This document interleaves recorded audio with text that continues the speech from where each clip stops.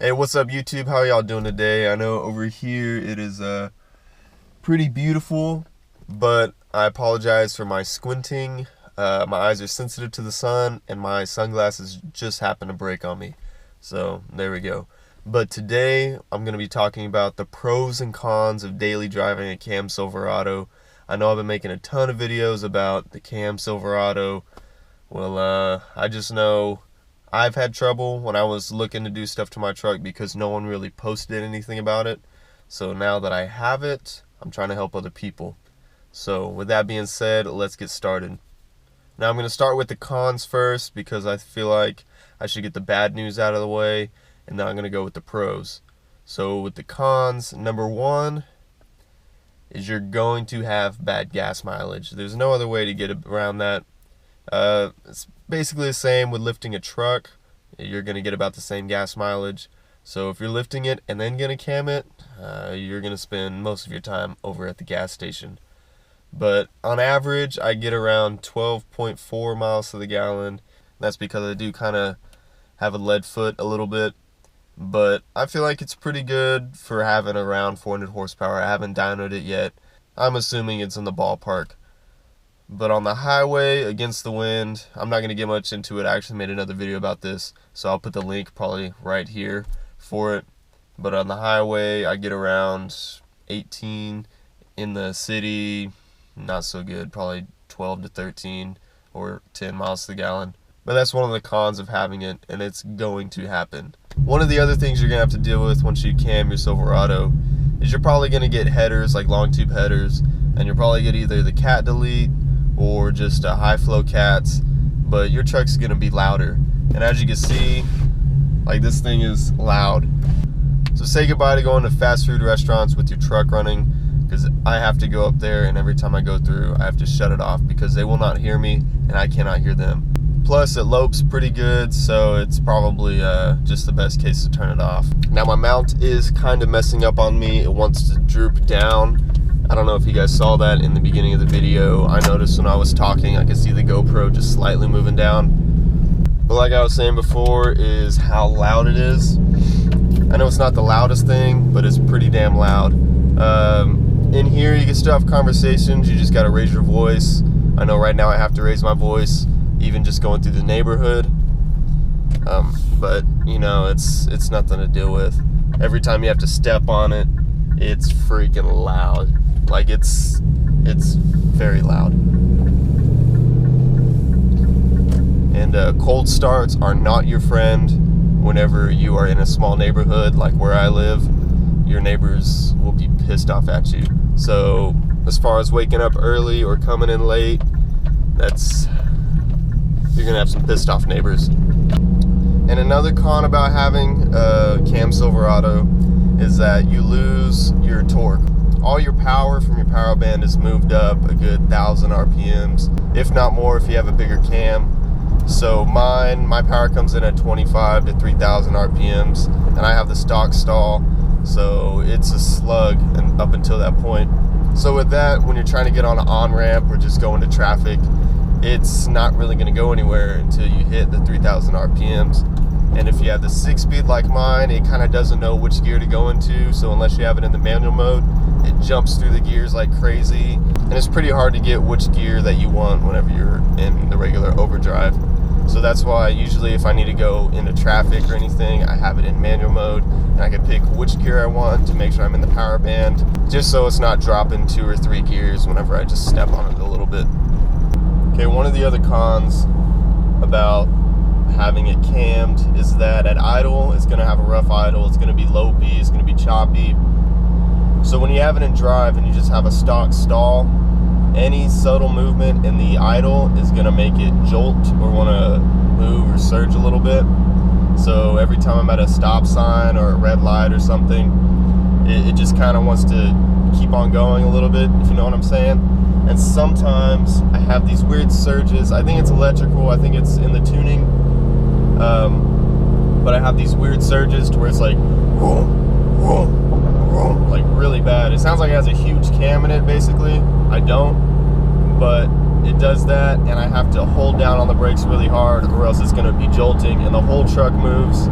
So keep that in mind. I think it's just a tune. I've heard it with other people. They have the same problem sometimes. It's just like a weird thing that happens. But yeah, so what I usually do is if I'm at a red light for I know it's going to be a while, like a minute or minute and a half, I put it in neutral. I go ahead and put it in neutral so that lets the engine lope, for instance, which it sounds amazing, I'm not going to lie. But you let it lope and it to where if it does have a weird surge in it, it's not going to jolt you forward if you're not paying attention or anything. And it's just, to me, it sounds better. Because when I just have it in drive, this thing sounds weird. Like it sounds like a rough idling regular 5.3. But hopefully, because I'm thinking about getting a stall pretty soon, because I had no idea, and I just heard recently from one of my buddies, he has the same truck as mine. This is a 2012, completely stock. I actually gave him my old cam in this truck because one of his lifters went out and it messed up his camshaft, his stock camshaft. So his torque converter just went out on his, and we had the same transmission. And the guy at the transmission shop was saying that the torque converters frequently go out. Like that's the weak point on these transmissions. It's not the transmission itself, it's just a torque converter. And so he was saying since that went out, it pretty much grenaded his transmission. And he said whenever that went out, it pretty much destroyed his transmission. So now instead of paying $800 to $900 for a new torque converter, which is pretty stout, that could withstand 600, 700 wheel horsepower, now he has to go for a stock transmission now, pay $1,200, $1,500 just because he knows a guy.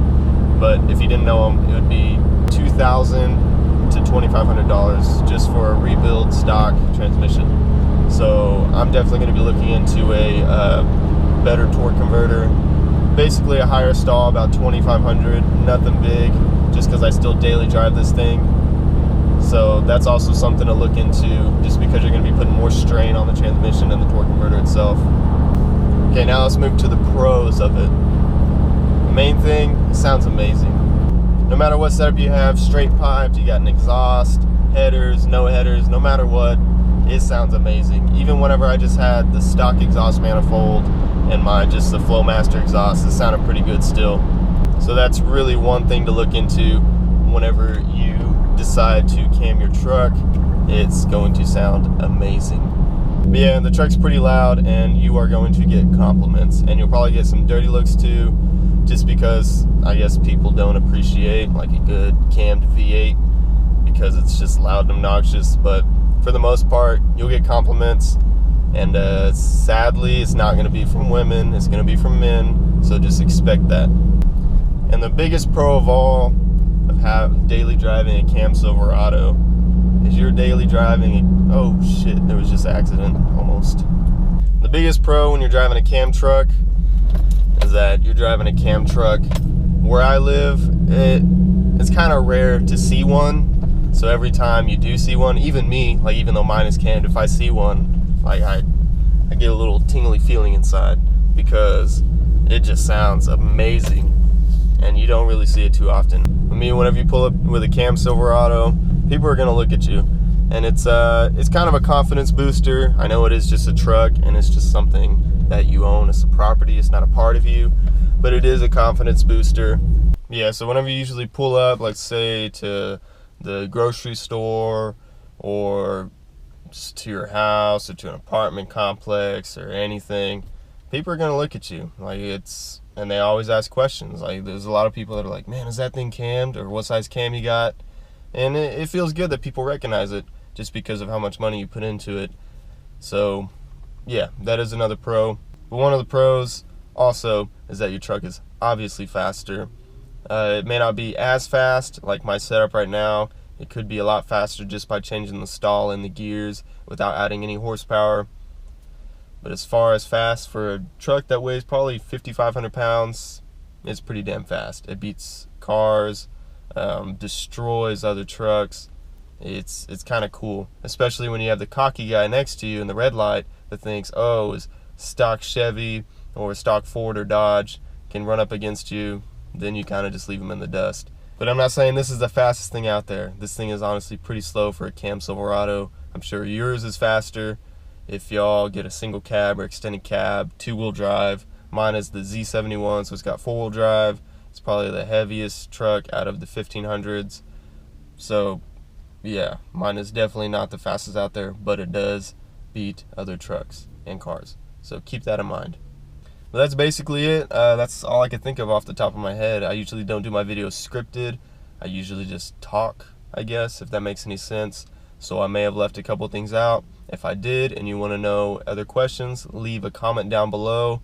If you guys stayed this long, leave a like on the video and subscribe to my channel. That'll be great.